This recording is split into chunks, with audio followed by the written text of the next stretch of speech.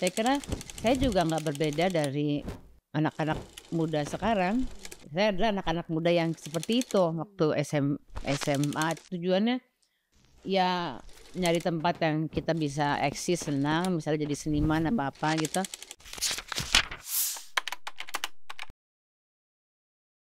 Nah, rasanya setelah dibenang menjadi novelis itu seperti apa ya waktu itu? Eh, Tiba-tiba menjadi seleb. saya nggak merasa menjadi seleb juga sih. Jadi ya tiba-tiba novel itu banyak sekali yang cari dan kemudian menjadi trendsetter. Saman kan trendsetter kan, jadi habis Saman orang penerbit mencari penulis perempuan, mencari penulis yang menceritakan seks secara terbuka, terus jadi semacam euforia ketika itu. Terus dalam gaya penulisan juga banyak saya kira banyak ditiru orang. Kemudian muncul penulis-penulis perempuan yang lain juga. Kalau saya nggak merasa seleb. Saya lebih gini ya, kita kan jadi aktivis ya.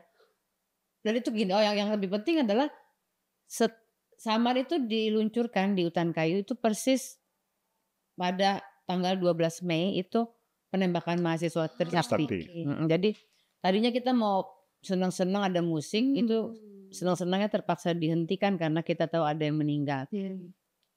Terus 10 hari setelah itu 21 Mei Soeharto turun.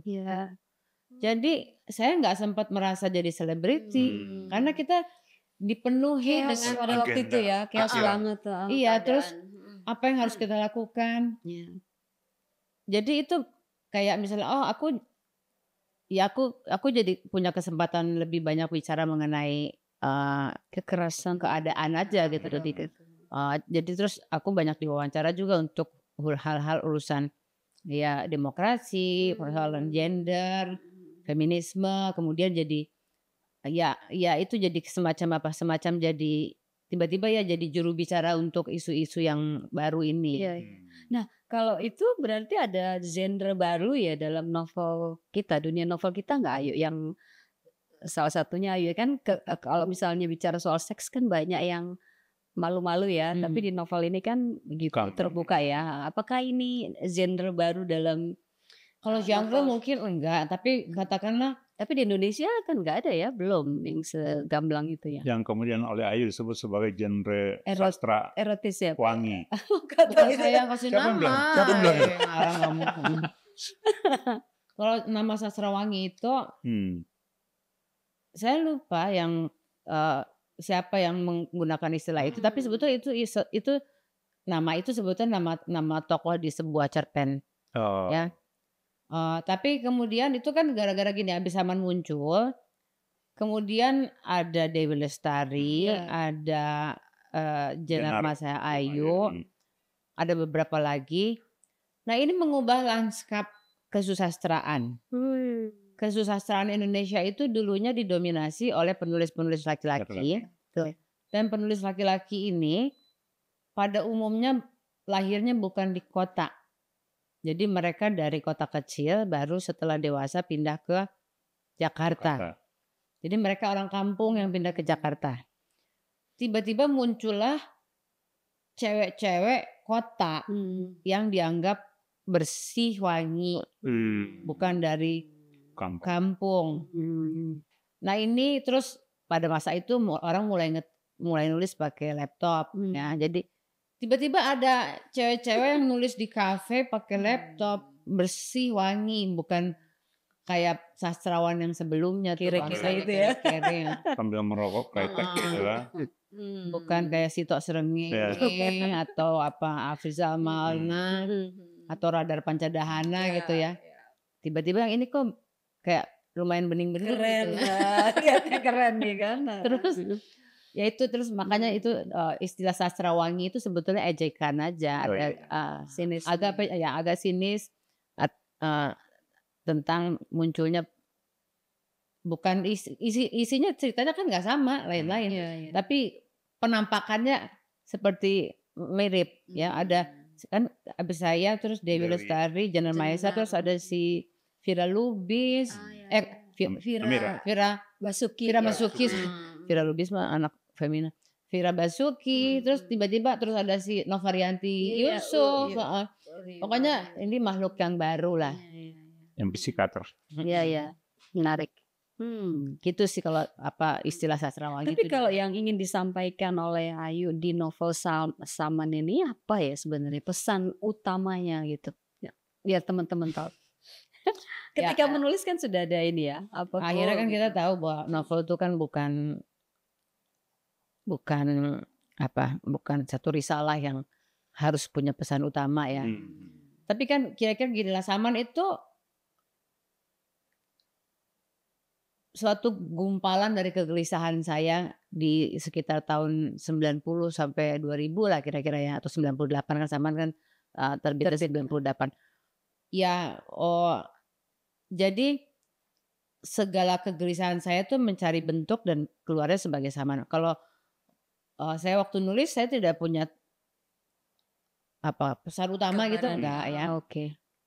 Kalau itu kan kalau kita mau nulis skripsi itu ada pesan utamanya atau angle utamanya kalau kita nulis karya jurnalistik. Tapi kalau karya kreatif atau apalagi fiksi itu kan nggak begitu. Jadi justru saya menganalisa setelah dia jadi. Nah kalau yang saya analisa setelah dia jadi kan saya juga nggak mikirkan nanti bentuknya begini, itu nggak, itu spontan aja ya.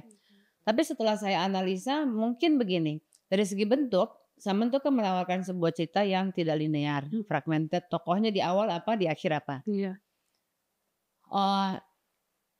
Tapi itu sebetulnya mirip semacam kegelisahan saya pada zaman Orde Baru di mana kita itu didoktrin bahwa ada satu kebenaran, ada satu sejarah yang linear, dan Saman memberontak terhadap itu.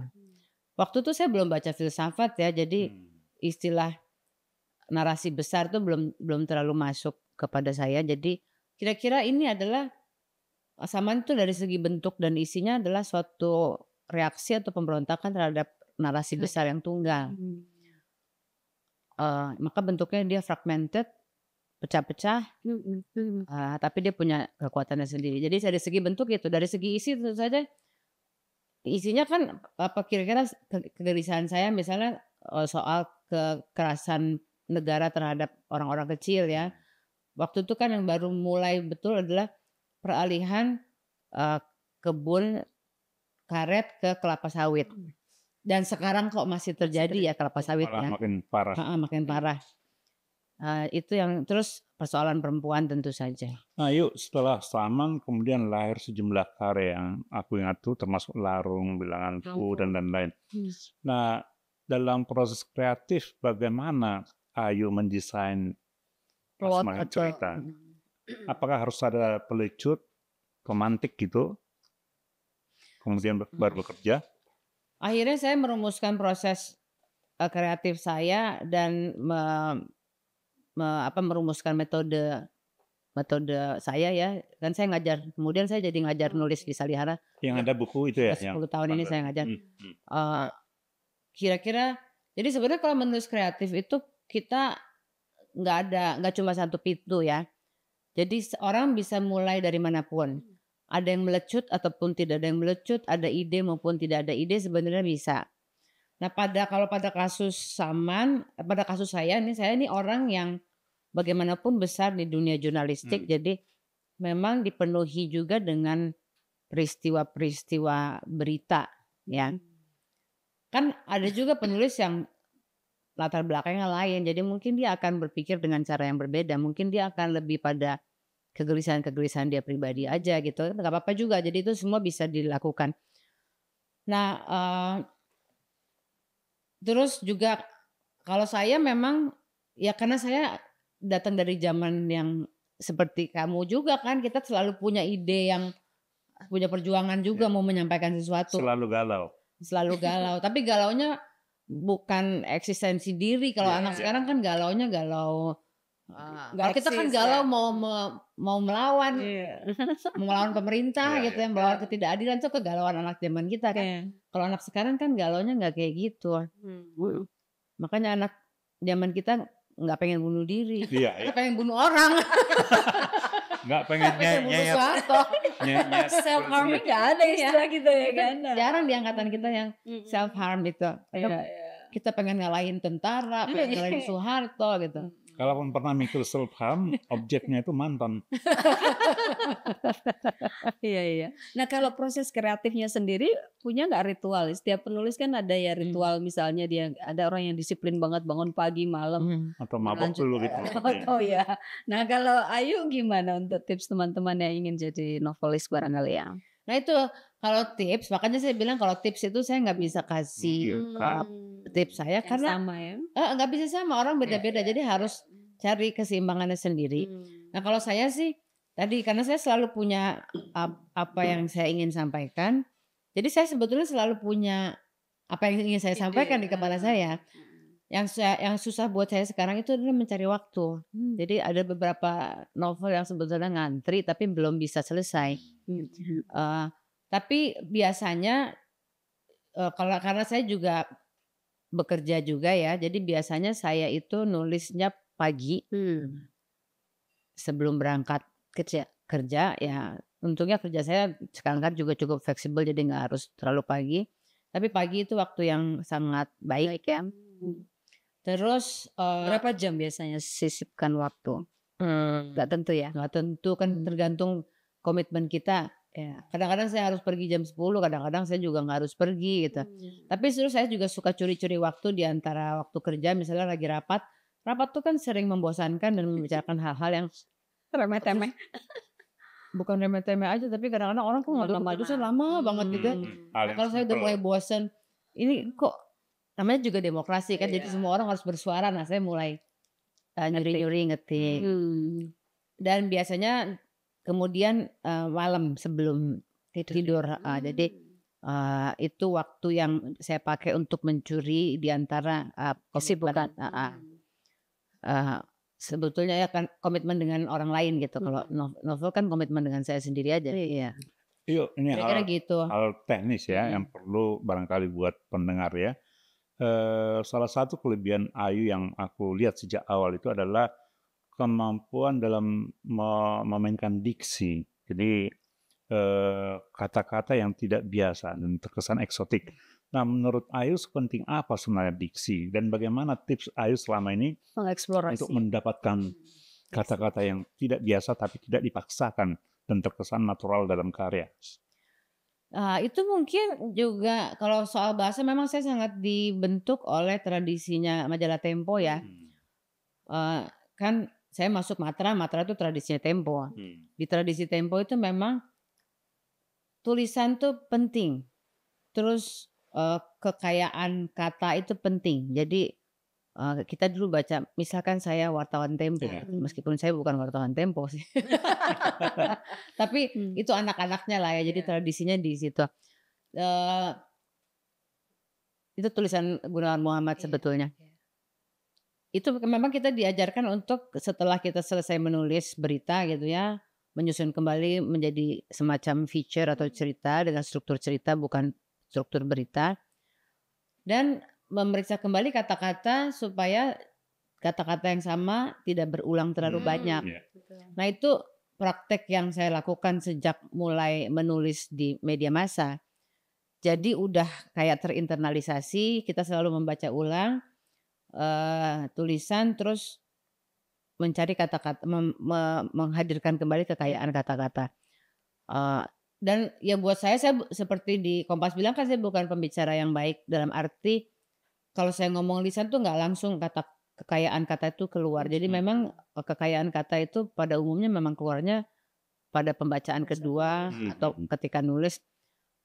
Itu kita sempat memikirkannya. Kalau ini kelar ya? Ini kan enggak. Jadi misalnya satu paragraf habis itu kita baca ulang.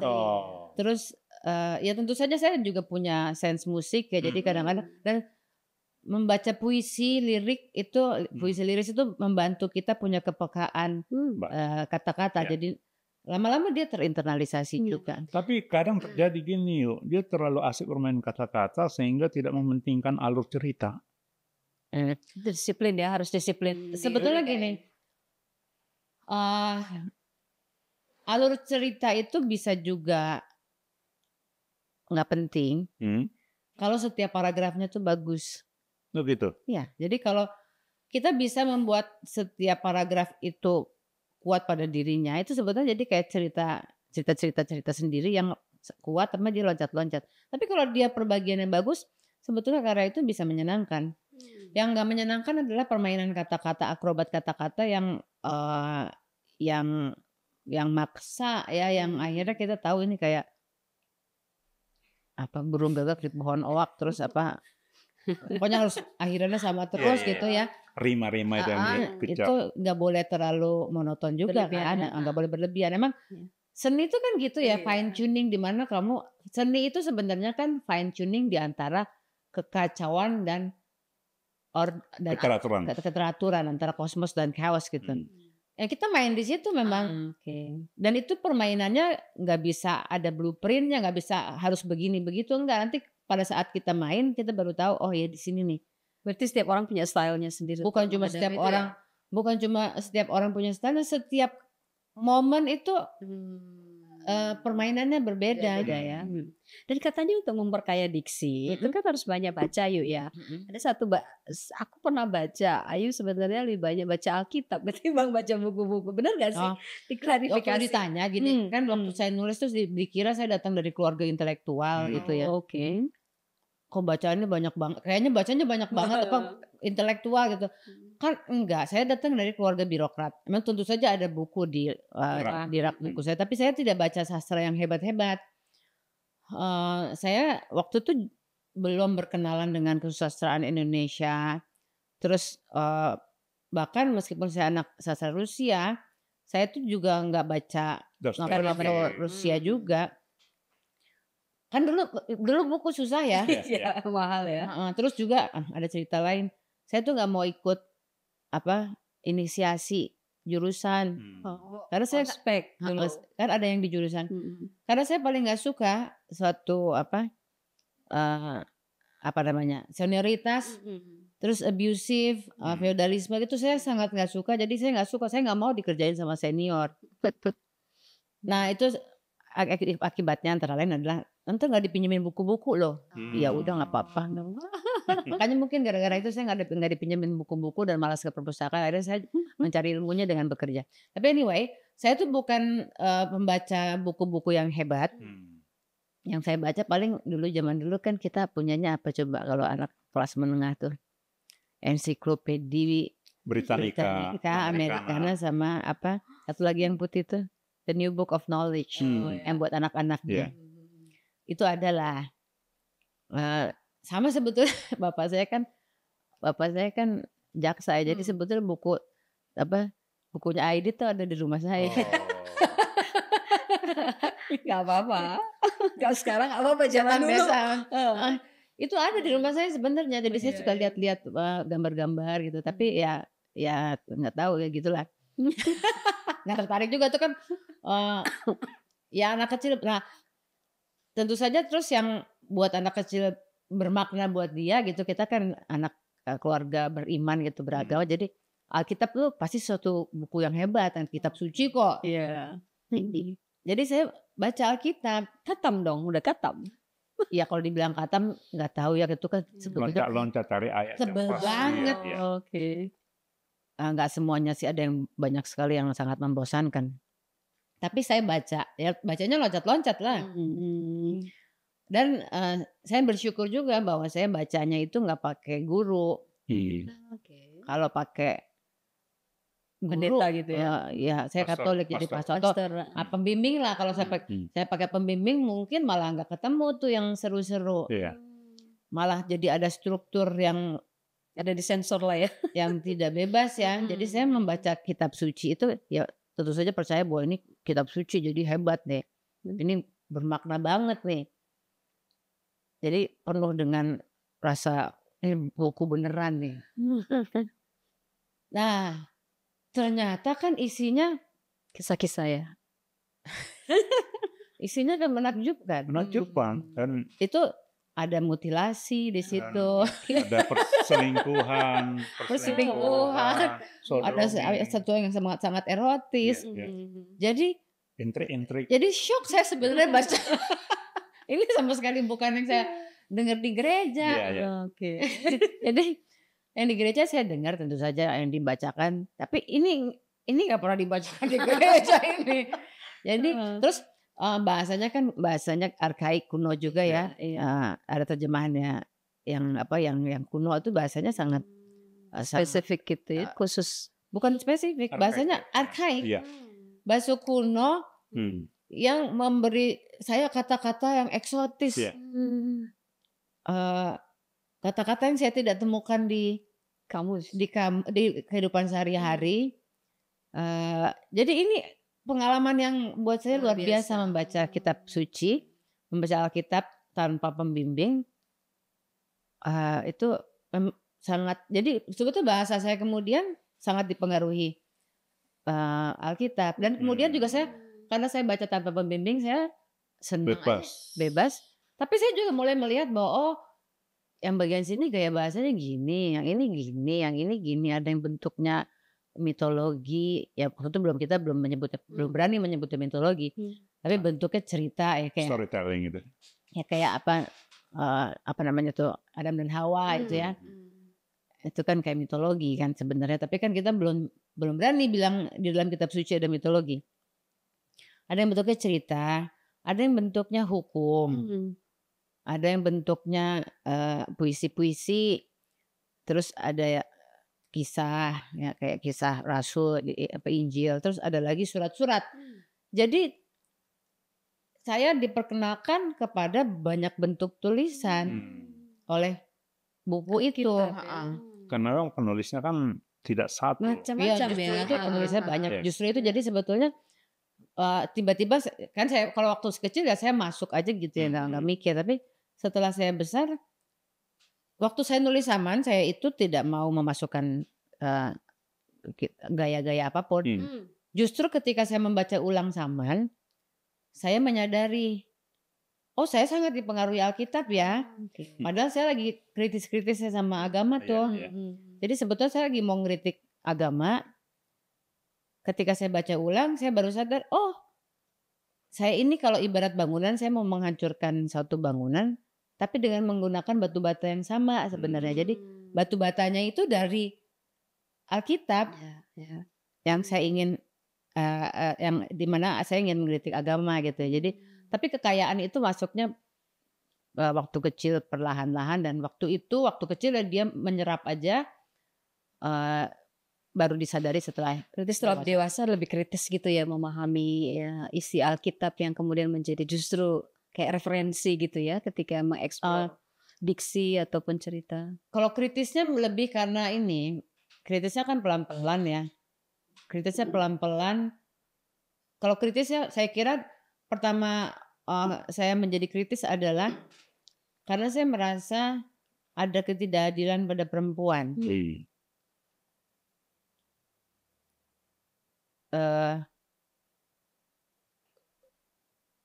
Dan itu berkembang baik di dalam struktur agama apapun maupun di dalam masyarakat kehidupan sehari-hari.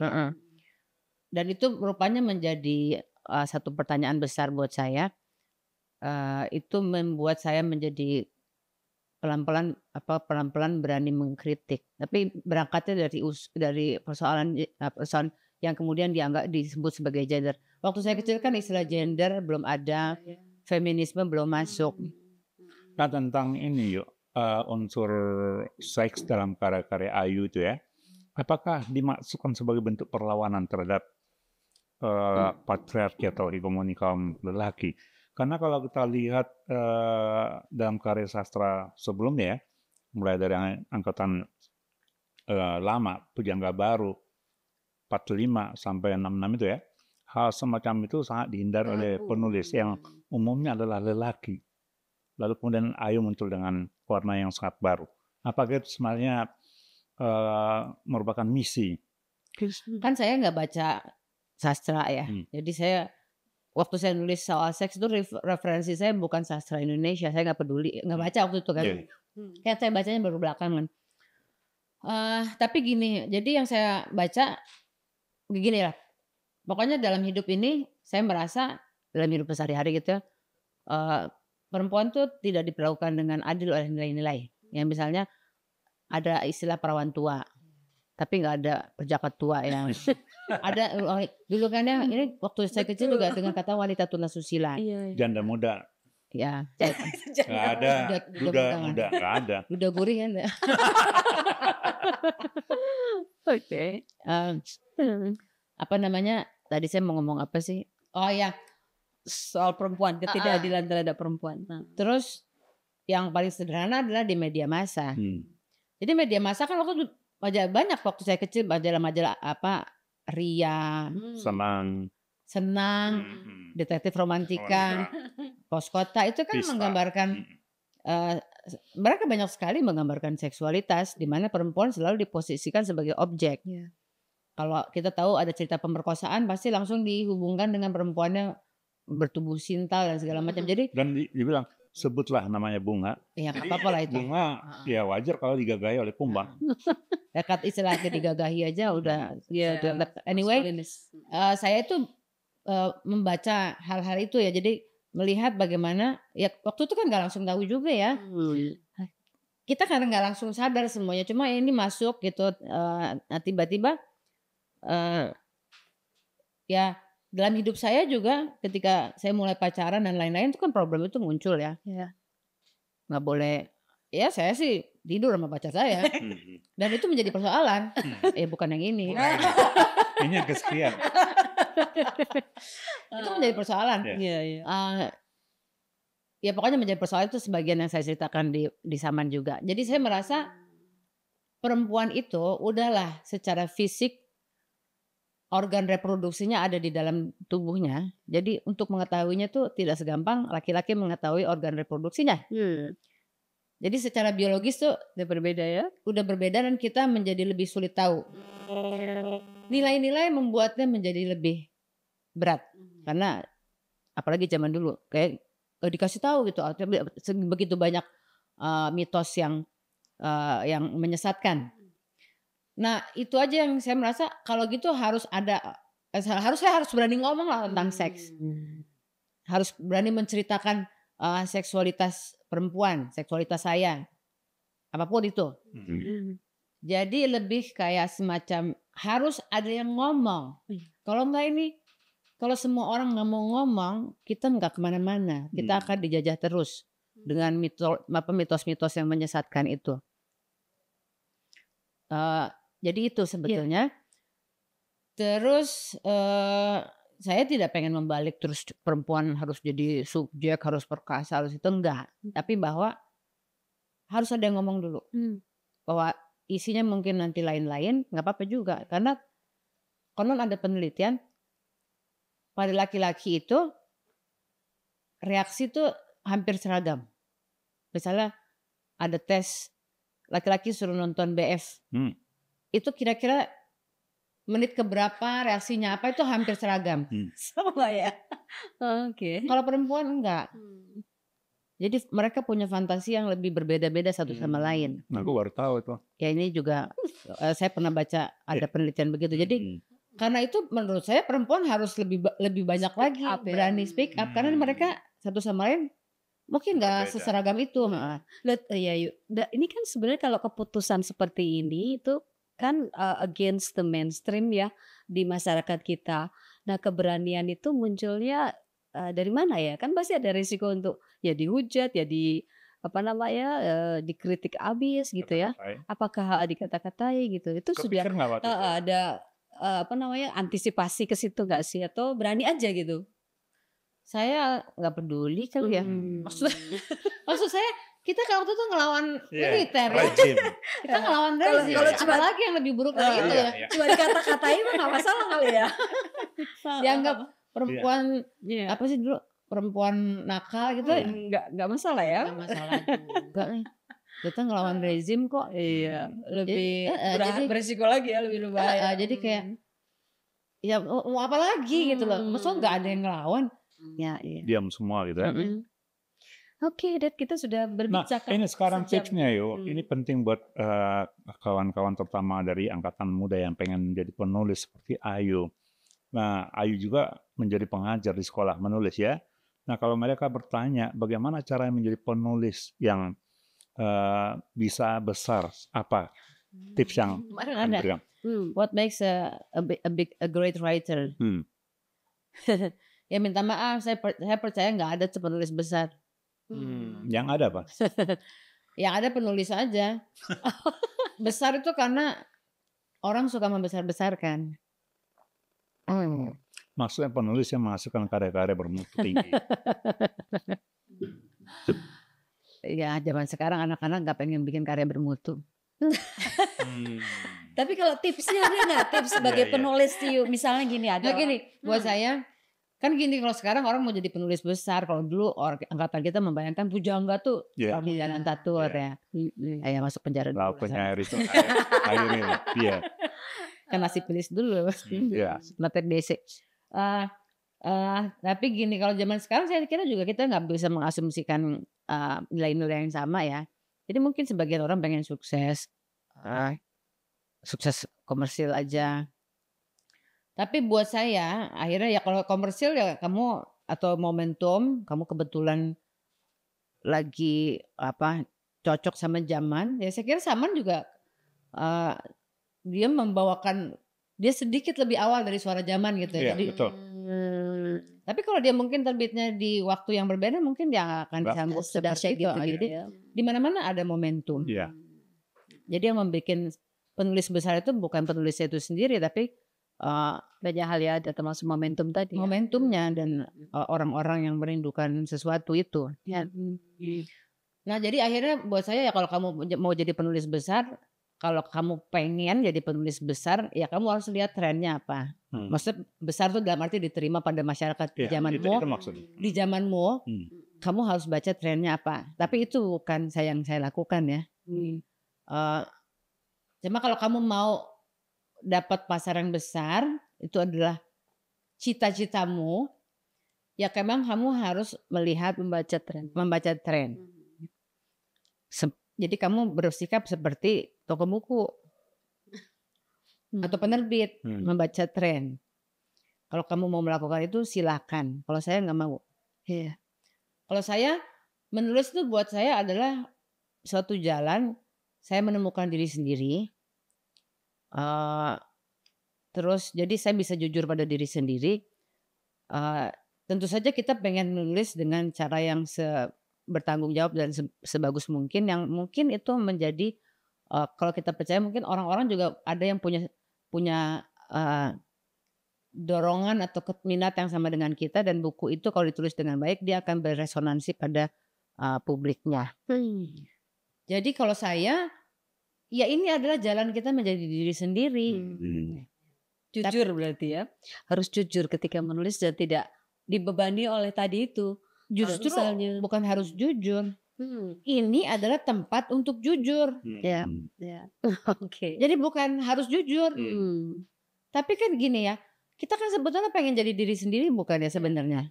Tapi kan kita tuh selalu banyak sekali dihalangi untuk menjadi diri sendiri karena harus norma, kata dunia, harus sukses, harus kelihatan hebat.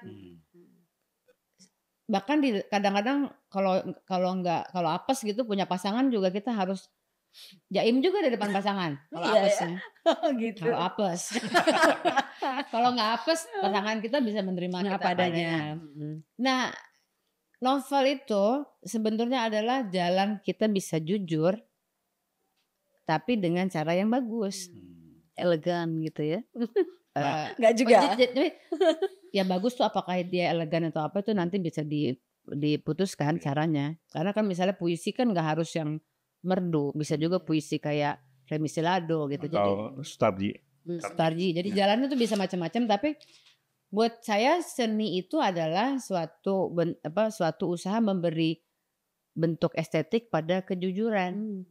Dan sebenarnya kejujuran tuh adalah kerinduan setiap orang. Jadi di sinilah kita bisa jujur. Medianya di situ ya, di seni ya, betul. Nah ini masih teknis yuk, ini terakhir ya. Nah secara teoritis menulis apapun jauh lebih mudah sekarang karena informasinya akan berlimpah ya, dan juga banyak alat atau tools yang bisa kita pakai. Pakai Misalnya AI, ChatGPT misalnya kan kita hanya ngasih prompt aja perintah-perintah, bikin novel tokohnya gini, karakter utamanya seperti ini kan, akan lahir. Tapi ya bagaimanapun sentuhan kemanusiaannya akan tipis ya. Nah, di zaman sekarang ini untuk menghasilkan karya yang berbobot seperti yang Ayu buat selama ini, selain ketekunan apa yang dibutuhkan?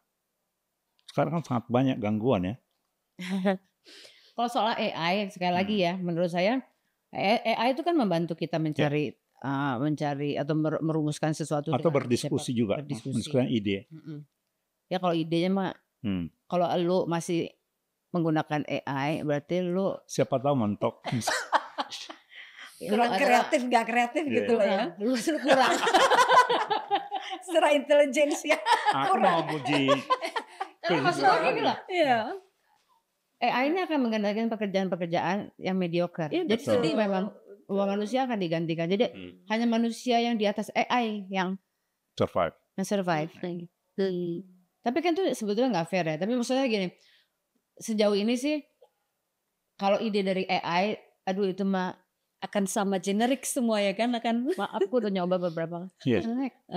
Kalau ide ya. Terus mereka mengerjakan juga masih jelek. Tapi kalau mereka suruh ngumpulin data-data, sangat cepat.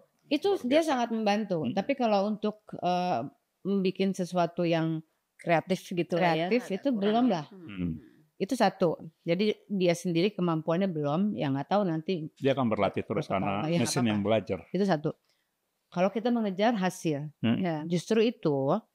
Kalau kita mencari diri kita sendiri. Jadi itu proses batin itu kan nggak bisa digantikan AI, mesin dia ya. Jadi kita kan mau mencari diri kita sendiri. Jadi harus kita yang melakukan. Karena kalau kita menulis orientasinya pada hasil, maka mungkin nanti kalau AI-nya udah pinter, memang dia bisa menciptakan. Yang sekarang mengerikan adalah musik. Musik itu ngeri banget. Kamu pernah coba nggak? Pernah. Ya. 5 menit udah selesai. Mau tipe suara seperti apa? Bahkan dengan liriknya. Jadi pertama tolong bikinin lirik. Habis lirik tolong bikinin lagu. Modelnya apa? Betul. Itu lebih mengerikan. Nah, kalau kamu berorientasi kepada hasil. Tapi kalau tetap aja karaoke hidup kan ya? Kenapa? Karena karaoke kita yang nyanyi. kita senang nyanyi. Jadi artinya ada hal yang memang kita ingin melakukannya tidak tergantikan lah ya. Karena kita karena kita bisa mengeluarkan suara kita. Sebetulnya menulis kan juga gitu. Kita punya kegelisahan yang kita sendiri pengen keluarkan. Jadi di sini orientasinya bukanlah hasil akhirnya, tapi seberapa jauh kita bisa masuk dan mengeluarkan kegelisahan itu. Apa yang ada di dalam diri kita, dan itu nggak akan tergantikan oleh AI. Menarik banget. Ya ampun, harusnya lebih panjang lagi nih tapi waktunya harus kita akhiri. Yuk, terima kasih karena udah mampir di sudi datang ke sini. Terima kasih sudah diundang oleh sahabat-sahabat lamaku Rin dan Hasudungan. Sukses ya. Terima kasih. Oke.